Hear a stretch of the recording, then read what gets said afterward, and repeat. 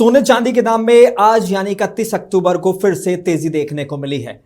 India Boolean and jewellers association के मुताबिक 10 ग्राम सोने की कीमत 1151 रुपए बढ़कर 1,20,770 रुपए पर पहुंच गई है।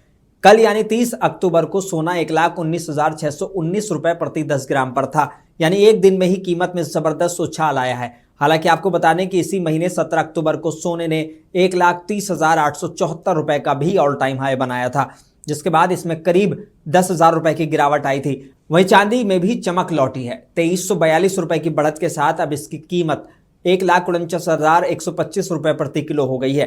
30 अक्टूबर को चांदी का भाव 1,46,783 रुपए प्रति किलो था। इस साल अब तक सोना 44,608 रुपए और चांदी 63,108 रुपए महंगी हो चुकी है। 31 दिसंबर 2024 को सोना 76,162 रुपए का था। वहीं अब इसकी कीमत 1,20,770 रुपए पर पहुंच गई है। तो अगर आप गोल्ड या सिल्वर में निवेश करने की सोच रहे हैं तो मार्केट ट्रेंड्स पर नजर रखना बहुत जरूरी है, क्योंकि त्योहारों के बाद अब कीमतों में फिर से हलचल शुरू हो गई है। ऐसी ही अपडेट्स के लिए मुंसिफ टीवी को लाइक, शेयर और सब्सक्राइब जरूर करें।